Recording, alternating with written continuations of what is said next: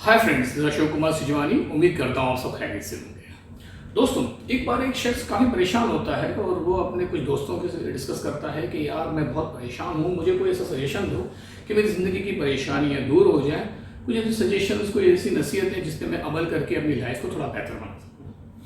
तो उस गाँव के जो दोस्त होते हैं उसके साथ वो उसे कहते हैं कि यार यहाँ से कुछ दूर एक गाँव में गौतम बुद्ध जी आए हुए हैं और गौतम बुद्ध का प्रवचन सुन के, उनका बयान सुन के, उनकी बातें सुन के बहुत सारे लोगों की ज़िंदगियाँ बदल जाती है और वो काफ़ी खुशहाल हो जाते हैं। तो ठीक है, मैं भी ऐसा करता हूँ। तो दोस्तों, वो शख्स चला जाता है गौतम भगवान के बेसिकली प्रवचन सुनने के लिए।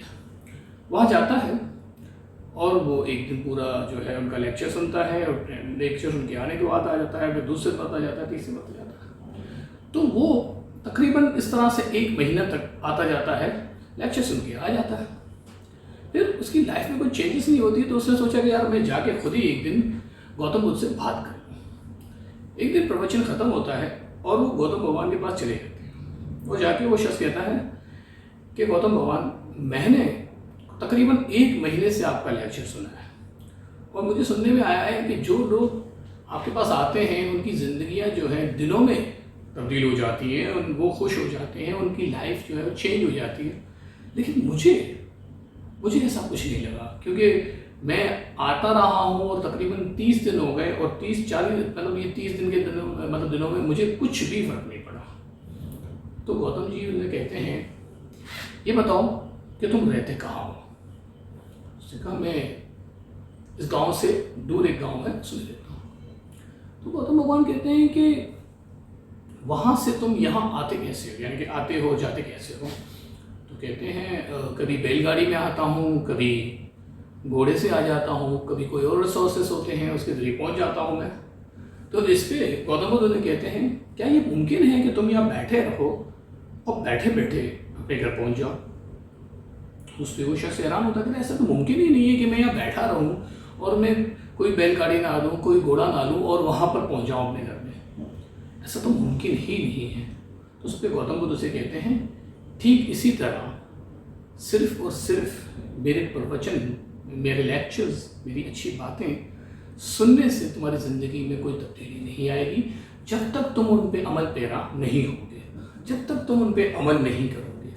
क्योंकि ये तमाम वो चीज़ें हैं जिसको आप सिर्फ सुनते नहीं हो, उसको अमली जामा भी पहनाते हो। अगर मैं कोई अपना लेक्चर देता हूँ तो वो बातें तो अच्छी होती हैं, लेकिन जब तक आप उसको यूटिलाइज नहीं करोगे, अपनी ज़िंदगी के ऊपर जो है अप्लाई नहीं करोगे, तो आपकी ज़िंदगी में चेंजेस कैसे आएंगे?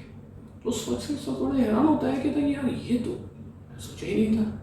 क्योंकि जब तक हम किसी अच्छी चीज़ को सिर्फ सुनते रहेंगे और उस पर अमल नहीं करेंगे तो वो बेजा है किसी बात के लिए, मतलब वो किसी चीज़ में उसमें हम कर ही नहीं सकते, कोई पॉजिटिविटी नहीं आ सकती।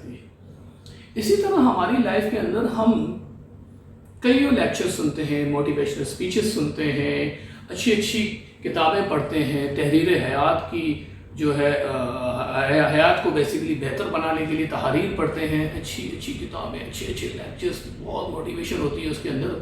लेकिन हमारी ज़िंदगी तब्दील नहीं हो रही होती है, हमारी ज़िंदगी वही की वही ठहरी होती है, हमारी लाइफ में कोई चेंजेस नहीं आती, ना कोई सक्सेस है, ना कोई इम्प्रूवमेंट है। वजह क्या होती है कि हम सिर्फ पढ़ते हैं, उस पर अमल नहीं करते।